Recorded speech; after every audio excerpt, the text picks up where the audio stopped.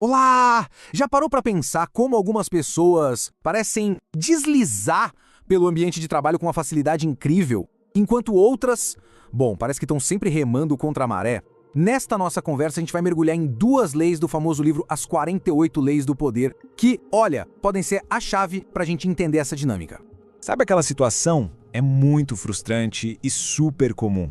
Alguém vai lá com a melhor das intenções, compartilha uma ideia, um plano, e no fim fica com aquela sensação de que a transparência toda foi usada contra si. E aí a gente se pergunta, mas por que isso acontece, né? Então, a resposta para isso está em entender uma coisa. O ambiente de trabalho não é só sobre entregar tarefas e bater meta. Existe um jogo ali, um jogo silencioso, de percepção e influência que está rolando o tempo todo, quer a gente perceba ou não.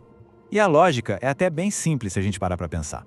E a gente acredita que ser uma pessoa super aberta, transparente, vai ajudar a construir confiança, certo?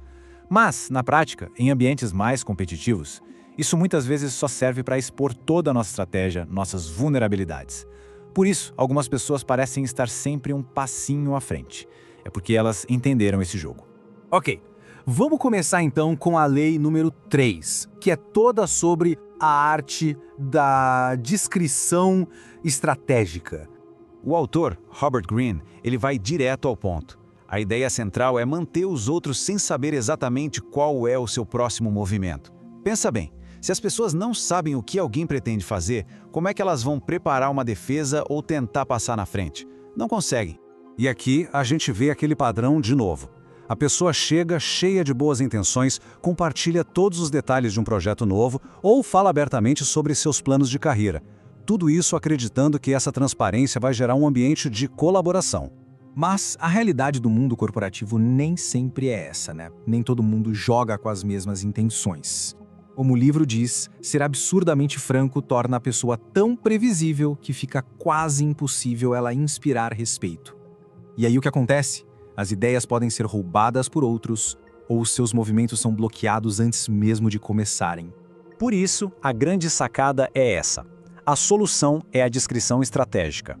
E calma, não é sobre mentir ou enganar. É sobre ter controle do que se revela e, principalmente, de quando se revela. É sobre observar mais, entender a dinâmica do lugar, antes de abrir o jogo completamente. E esse slide aqui ilustra isso perfeitamente. Pensa na cena. Alguém compartilha uma ideia genial para receber um feedback e na semana seguinte um colega apresenta aquela mesmíssima ideia como se fosse dele. Ou então, a pessoa fala sobre suas ambições de carreira e do nada um rival começa a criar obstáculos no seu caminho. A boa intenção acabou gerando uma consequência bem ruim. Falando nisso, se algo parecido já aconteceu em alguma situação de trabalho, comenta aqui embaixo, já passei por isso. É interessante ver o quanto isso é comum. Agora vamos para a lei 4, que olha, complementa a anterior de um jeito perfeito. Essa lei fala sobre o poder que existe, não naquilo que se diz, mas justamente naquilo que se deixa de dizer. A lei é muito clara. Falar demais acaba diminuindo o nosso poder. Segundo o autor, quando se tenta impressionar os outros com um monte de palavras, o excesso faz a pessoa parecer comum, menos no controle. O verdadeiro poder está, muitas vezes, na economia das palavras. E essa frase, nossa, resume tudo. Existe uma força que a gente não pode negar no silêncio e na precisão. As palavras de quem fala pouco, de quem é cirúrgico, ganham um peso muito, mas muito maior. E o comportamento que a gente mais vê por aí é justamente o contrário, né?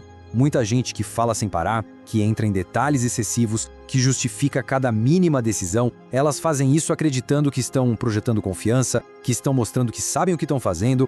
Mas o efeito costuma ser o oposto. Falar demais só aumenta a chance de dizer uma besteira, algo irrelevante. Esse excesso de fala pode ser visto como nervosismo, como insegurança ou até uma necessidade de validação. E tudo isso diminui a percepção de poder da pessoa. Por isso, o silêncio estratégico é uma ferramenta poderosíssima. Numa reunião, quem fala menos e de forma pontual, geralmente é quem todo mundo para ouvir.